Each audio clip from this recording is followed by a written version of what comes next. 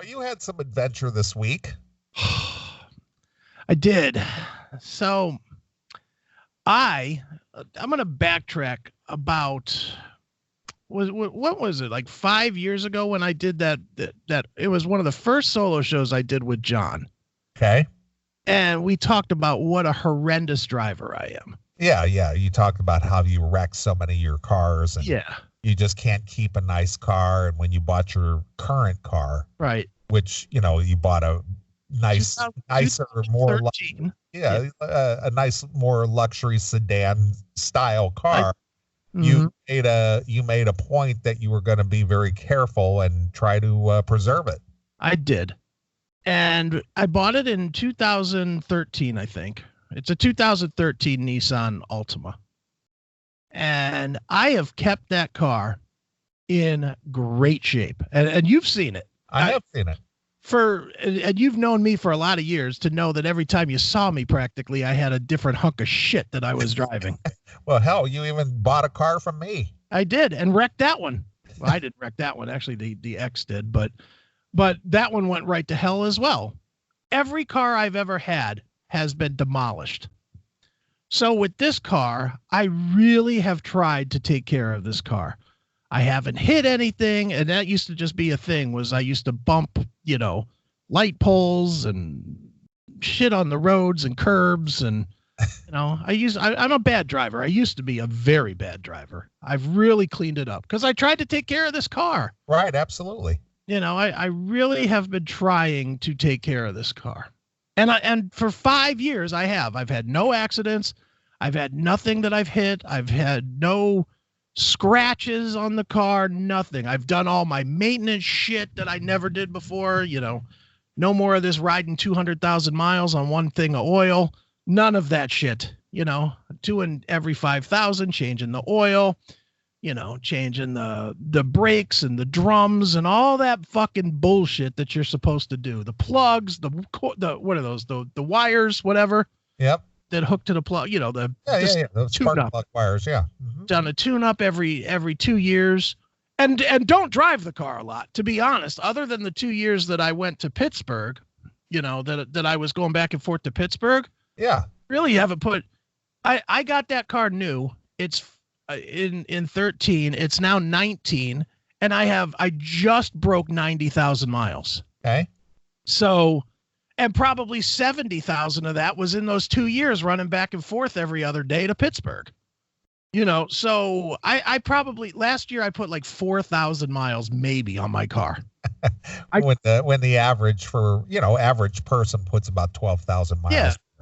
But I don't go anywhere. I don't go to work. I don't even go to stores. I have them bring it to me now. Right, of course. So I don't really go a lot of places. I go to concerts and I go to dinner and I go to Kelly's to get high and drink and whatever. And that's about it. So the bottom line, I know I'm rambling, but the bottom line, I've taken care of this fucking car. Right. So my son Zach wanted to come in for wrestling this weekend. This weekend is WrestleMania weekend. Okay. So he wanted to come in, and it was an excuse for me, since I haven't been out of the house. I haven't even been off the bed in 2 fucking weeks. It was a good excuse for me to go out and actually see the business that I own, Sure. So I was like, all right, I'm going to drive out to Pittsburgh. I'm going to go to Pinball PA, and I'm going to, check the place, take a little walk through, come back, and then my son and I will spend WrestleMania weekend, watching wrestling and, doing that kind of shit. Yeah. Doing guy stuff. Doing toxic masculinity things. Exactly. So I leave my house. I was supposed to go Friday morning, and because I basically slept all day long on Thursday, I woke up about 6:30 in the afternoon on Thursday. Okay. And I was like, I called my son. I said, you know what? I'm just going to come and get you tonight since I'm wide awake. Because I don't like to drive at night because, it's at night and you get tired and whatever. And I like to play with the radio and shit. And combining that with the mountains and everything else, I might crash. You're a distracted driver. I really am. I really, and in the mountains and at night, and I'm not the guy that pays the most attention. So doing it at night in the dark is fucking a little more dangerous for me.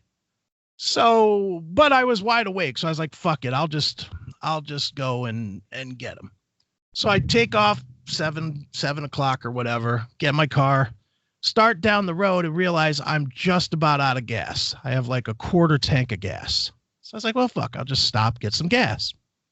So I pull up to, I think it was Sheetz, go to open the gas thing. What do you call that? The gas lid or whatever. Yeah, it's the lever. The lever. Well, the gas cover or whatever. Yeah. Well, on my car, the release is kind of, it's like right next to the door, like even to where your knee would be, I guess, like on the bottom of the dash. All right. And right next to it is the hood latch. The hood release. So the gas cap release and the hood release are side by side. They're side by side. So I reach under and I pulled the wrong one. I just, because you don't bend down to see what it is. You just kind of reach under there and, pull the lever. Yeah. Grab the handle. Well, as soon as I pulled it, I realized it was the wrong one, because instead of a, like a soft. Yeah, it was a clunk. It was a clunk, which it's like, okay, well, it must be my hood. So I opened, I pulled the other one, go out, start the gas thing pumping, go out to the front of my car. I was like, all right, well, I'll just close my hood, right? I go and I start messing with the hood. The hood will not fucking come up at all. Like, I'm pushing on it, trying to get it to pop a little bit and whatever. It won't come up. So I even go to each side, because it has that I don't know what you call that rubber seal on the front. Yeah. That so that you can't dig your hands or something into it, or anything can get into it. But on the sides you can. So I go on the sides, each side, and I stuck my fingers in there and I tried to pop it up, and I couldn't pop it up. So I assumed that it latched. Yeah, that it was latched, or maybe it had relatched when I first went out to the car and just pushed down on the front. So I finished doing my gas, and I get in my car and I take off, and I end up cruising down the highway. I'm fucking driving down the fucking highway, probably 80 miles an hour. All of a sudden, boom! This fucking huge fucking explosion type sound. And now the console inside the car comes flying out at me, like off the roof, flies down at me. Fucking, I can't see out the window. I'm scared as fuck. Yeah, now you're driving blind. I'm blind driving 80 miles an hour on the fucking freeway. And the hood blew itself open. And I was like, son of a bitch, and I'm like driving, I'm like bending all the way down, trying to see out this little gap that was probably 2 inches high underneath the hood. Yeah. To see where the edge of the road is. And I'm trying to mirror drive to make sure that there's no car on any side of me, so that I can pull off the road, because I'm all the way in the fast lane. Yeah. I have to pull all the way off. So I pull all the way off of the road, and I stop, and I just sit there for a fucking couple minutes just to get my heart to stop fucking beating. I'm like, oh, at least your heart is healthy. It didn't give you a heart attack. Holy shit. It scared the shit out of me, dude. And I mean, it was beating 900 miles an hour. I'm sure it was. I was like, fuck me. So I get out the car, and I get out and I look, and you know how your hood, it like opens to what, a 90-degree angle, I guess. Like not quite 90. It's more like a 60-degree angle. Okay, Mr. Mechanic, whatever it is, it opens to a certain level. Yeah. Mine blew right past that, all the way to the fucking hood. Yeah, to the windshield. To the roof, to the windshield, to the roof of the car. Yeah. Fucked up my car in 15 different fucking places. It because it went further than it was supposed to. The back ends, the part that would be up, when it's closed by the windshield. Yeah. Cut right through both fucking quarter panels. Yeah. And the brackets are fucked up, and the hood is dented in, and the roof is dented in, and all the paint is fucking scraped off. Oh, wow. I'm like, son of a bitch. So I was just like, but surprisingly, the hood closed. After that, I just pulled it back down and closed it and drove to Pittsburgh. Made it to Pittsburgh and made it back, and it stayed closed, and it is latched now, but I don't know what fucking happened. I really don't have any idea what happened. All I know is I'm sitting on probably a $2,000 repair bill. It's gotta be, because I mean that I didn't send you the photos, but the edges of the quarter panels are goddamn razors now. Like if you go by my car and you're just like kind of have your arms out, you will get sliced open because there's got these two fucking razors sticking up. And I might go out there tomorrow with a hammer and just put a towel or something over it and bang those down a little bit, so it's not so dangerous. But I gotta go, and I'm gonna have to go and just get a bunch of shit fucking to fix it. Yeah. Because I'm gonna take care of this car. It's only got 90,000 miles on it. Sure. I could probably get it runs without any problems. I could probably get another 50 or 60 out of it. So to put $2,000 into it is not a big deal. It's just fuck. Here I am trying to do right and and not acting my normal stupid asshole way, and it still fucks up. I can't win, man. Well, that's one of those times when the old cliche, shit happens. Mm-hmm. Yeah. Now my biggest thought is, do I call the insurance company? I have full coverage on the car, so they'll fix it. But do I want the premium to go up? It'll be my first accident that's reported in 10 years. Well, it's not really an accident. It's not a reportable accident. It's not like there's a police report or you hit somebody.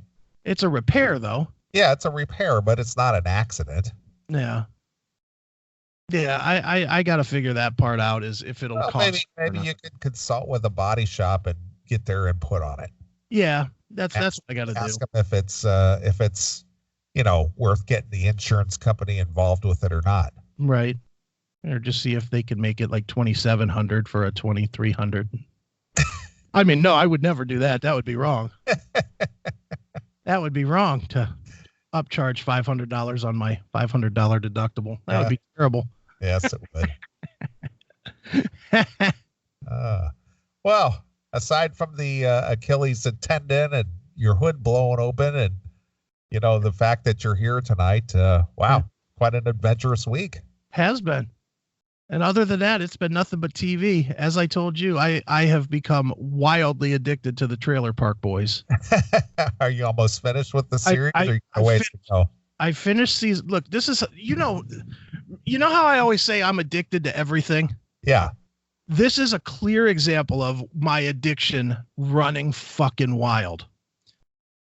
I honestly discovered the Trailer Park Boys finally because of the CMS, the CMS chat room to be specific. And even more specific, Jackal, who's not in the chat room right now. He's out there seeing Mott the Hoople, man. Yeah, he's out there seeing Ian Hunter. Yeah, he's out there fucking watching the hospice show or whatever it's called. Hospice tour. They'll be soon checking into that hospice that you shared with me earlier today. Yeah, exactly.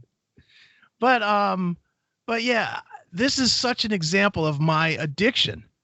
I watched it finally after it. They have 12 years of it, or 13 years, because now there's an animated series. Okay. Just launched like a couple weeks ago. So there's 13 seasons of this shit. I finally watched my first ever episode last week, because I always thought it was like Jackass, and I'm not so into Jackass, really. Jackass is okay for I can watch like one stunt. I can watch fucking Steve-O staple his balls to his leg or something. Right. Done. I can't watch like hours of that.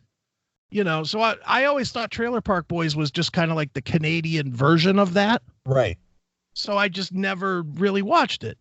Well, since I had nothing to do but lay in my bed and fucking lay there and ice my fucking foot, I saw that it was there. I saw that they had 12 seasons. I was like, okay, this will kill a lot of time.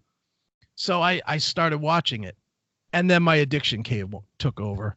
I watched all 12 seasons, every episode. I think that's 120 episodes of the Trailer Park Boys. Right.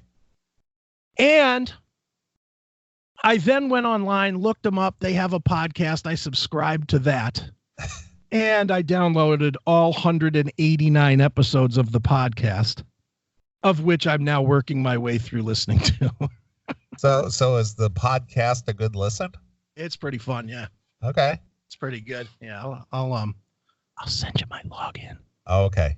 But it's a good listen, and they do a video podcast too, which is fun. So but my addiction has taken over. Now it's the only thing I could think about is the fucking dumb Trailer Park Boys. Too fun. Yeah. Well, I binge watched last week, since we didn't have a show last week, I binge watched the Santa Clarita Diet. How is that? It looks stupid, but everybody keeps telling me I like it. It's such a bizarre concept. Yeah. But it's so stupid it's funny. Okay. And surprisingly, I've never been a big Drew Barrymore fan. Right. But she's kind of hot in this thing. Yeah, she looks better older. Yeah, she does. She's actually looks better with age. Yeah, she's aged pretty well. Yeah, but it's kind of funny. It's a goofy premise, but I watched the new season last weekend. It came out, and it was just such a bizarre premise in that show. But if you've never seen it, there's 3 seasons. Okay. Available. So with your binge watching habits, if you get to the point of needing to watch something, you'll blow through that in 2 days. Might be done by WrestleMania tomorrow. Yeah, exactly. Yeah. Somebody just posted this one in the chat room. I don't know if you've watched it yet. I did. Did you watch The Legend of Cocaine Island? I did not. That is a good watch. That's a documentary. Okay. I'll check that one out. And that guy, he's not as dumb as the dude that fucking blew his daughter's kidnapper or whatever. Oh, yeah. From whatever that documentary was. Yeah. But this guy was just about as stupid. He was just about as stupid in the Cocaine Island thing. His deal was he had some treasure map on how to find some cocaine. Okay. And he hired people to go find it. And he hired fucking undercover agents. They couldn't figure out why he went to jail. Fucking dummy. I love that Netflix is like, all right, here's another stupid fuck. Let's do a documentary on him. Right. You gotta love. Now I know the golden age of television. I know you're a big fan, TV buff from back in the day, be it the Sanford and Son or All in the Family or any one of those. Barney Miller. Yeah. Okay. But is the selection and quality of TV better today than it was back then, or how would you rate that? Dude, it's funny you bring that up. That actually came up in a Facebook discussion in this last week. Okay. There was an article with people complaining that they're complaining about Netflix, and they were saying, well, Netflix, I don't know if you even know this, but Netflix still does the mailing DVDs. I didn't know that. Yeah, you could still have an account for $8 a month for the old school, get a DVD, watch it, throw it back in the mail, they'll send you the next one. I didn't know they still did that, but I didn't know they did either. But not only do they do that, but their selection is like 100 times more than the streaming. Yeah, well, I get that part. Because, they just have a warehouse with DVDs. And with the streaming, they obviously have to have server space. Right, and licensing and everything else. All that. Yeah, I get that. Yeah, so in this discussion that broke out on people were complaining that, Netflix sucks and there's just nothing to watch on TV anymore and this and that. And I chimed in on that. I was like, you know what? There's way more to watch than there ever has been before. Right. There's actually, in my head, there's actually too many outlets to watch things. You know, there's so many outlets that you just can't watch everything that's good anymore. Right. So there's no quote unquote classic television stuff that's getting regarded as classic anymore because there's too much shit. You know, there's like I've talked on here about shows that I like on stuff that's not Amazon or Hulu or Netflix, you know, stuff like The Oath on Crackle. Right. You know, which is great stuff, but it's like an off brand. And then there's Pluto TV and there's Tubi TV and there's there's 15 different, there's CBS All Access now where they're only releasing certain shows, like they're not releasing the Twilight Zone and the Star Trek except on their app. So you can't watch those, you know, unless you buy their app. And, you know, there's a lot of TV out there, a lot of good TV out there, a lot of shit out there too. Netflix is, I think if anybody's ever had their name in the newspaper, they're likely to get a documentary these days. It seems like every other week I see, hey, in this town in Idaho, there was a guy that skinned his knee on the hill. See, guy that skinned his knee on the hill on Netflix, a 30-part series. Well, they need to do a comment or a documentary on the CMS. Dude, I honestly, and I've thought about that. I honestly believe if we hired an agency to pitch it, we could get that to happen. I truly believe that. When I see some of the bullshit that's out there, I totally believe that could happen. Sure. It would be boring, but it would, people would watch it. I know 40,000 that would watch it. Right. At least one episode anyway. Yeah, at least the first episode. Then you realize, man, Neeley and Chris, they got nothing going on. Yeah, dude, they wouldn't need anything more than our Skype cameras. That's all the more. Neither of us goes anywhere. Yeah. It's not like you'd need a camera crew to follow us around anywhere. True. Yeah, you can follow me from this office to the back office. Go. Too funny. Hey, you're following me in my car to go get my groceries. And not go into the store and then come back. They would spend more time focused on my phone seeing what I'm playing than they would on what I'm actually doing. Right. So good. Yep. All right. Well, first hour is gone already, believe it or not. And I didn't even get to make my big announcement. Well, are you going to make your big announcement? Yeah, I could make it. You want me to right now? I can. It's not that big. Or we could, it's up to you. If you want to save it for a little bit later, we could do it later or whatnot. But when is Joe Cleon coming on? I just have to text him. Okay. He's probably closer to 11 my time, so another hour. All right. Yeah, I'll tell you what. We'll take a short break. All right. Let people anticipate what you're going to announce. It's such a big fucking announcement. It's a big announcement. It's a big announcement. I've been teasing it for 2 weeks for really no reason other than I just needed to. Just to stir up a little anticipation. Yeah, I mean it is something. It is something. It is something, and it does involve the show and blah blah blah blah blah. But I don't think it's groundbreaking either. And it's certainly not that I'm. Have you seen all the people that have answered the thread each day with the? I saw some of it. I haven't looked at it in a week or so, but I see some of the goof. Yeah. Answers. You're pregnant, or you're finally coming out, or you're transgender, or then of course. Then of course I saw the ones. Is he leaving the show again? That was the other one that just cracked me up. I'm leaving the show. I got a book deal. I'm too big for the show now. It's like, what the fuck? Believe me, I will let everybody know in advance. It will not be like last time where it's like, okay, I'm here till 1 o'clock in the morning. Oh, by the way, I quit. Yeah. It will not be like that when I do decide to leave. Just enjoy it while you have it. You probably realistic. What are we at? 24 years? 24 years. You'll get at least one more. At the 25-year mark, then I'll start thinking about it. But what about you? At 25, are you gonna think about it?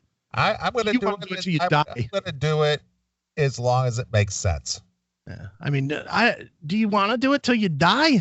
I don't know. As long it's not a chore for me. I look forward to it. I enjoy it. I have a lot of fun with it. Right.